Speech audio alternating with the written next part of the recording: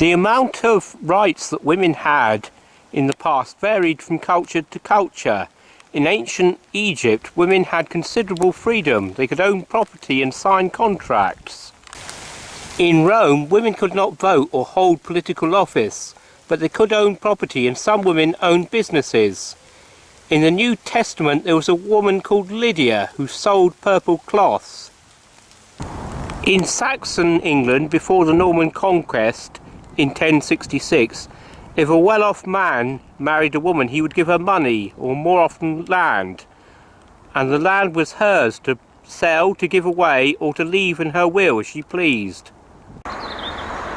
During the Middle Ages, a man and his wife came to be seen as a single unit, so the husband came to own his wife's property.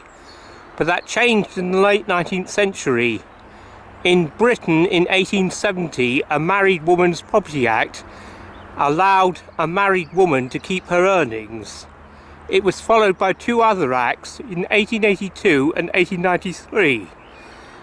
After 1893, a married woman in Britain had exactly the same right to own property as a single woman.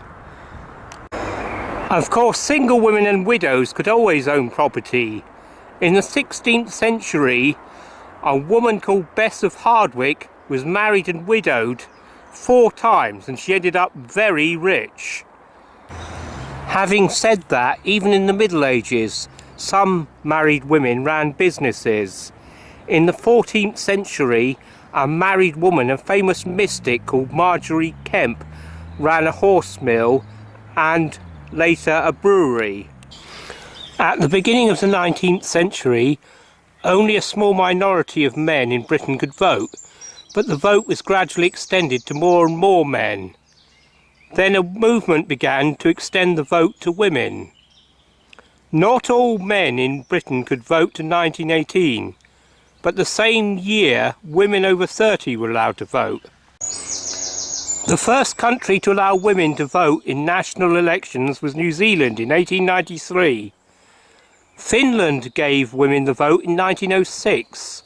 But Finland became the first country in the world to have female MPs in 1907. Until the 19th century, women in Britain and the USA were not admitted to university. That doesn't mean that women were never educated. Upper-class women were often highly educated by tutors.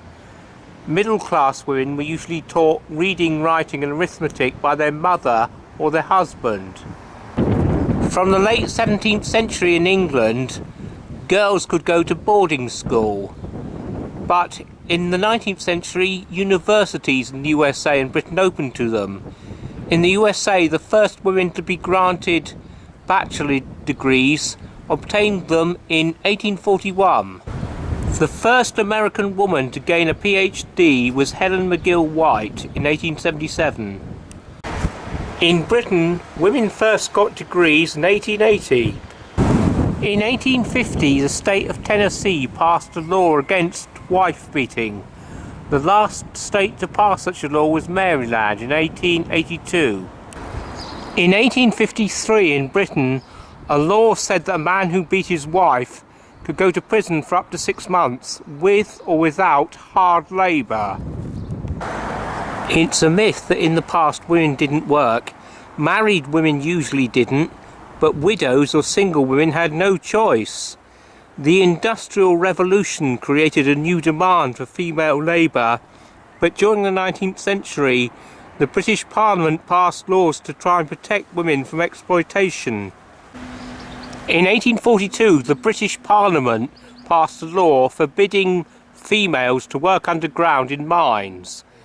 In 1847, they passed a law forbidding women to work more than 10 hours a day in textile factories. In 1867, the law was extended to all factories. Meanwhile, in the 19th century, the professions began to open to women. Britain got its first female doctor in 1865 and its first female architect in 1898. Then, in 1919, a law in Britain allowed women to become vets, lawyers or civil servants. Later in the 20th century, labour-saving devices made it much easier for married women to work, so far more women entered the workforce. Meanwhile, in 1963 in the USA, a law was passed that compelled employers to pay men and women the same amount for doing the same work. A similar law was passed in the UK in 1970. Finally, in Britain in 1975, the Sex Discrimination Act made it illegal to discriminate on the basis of sex in employment, training or education. Well, thanks for watching.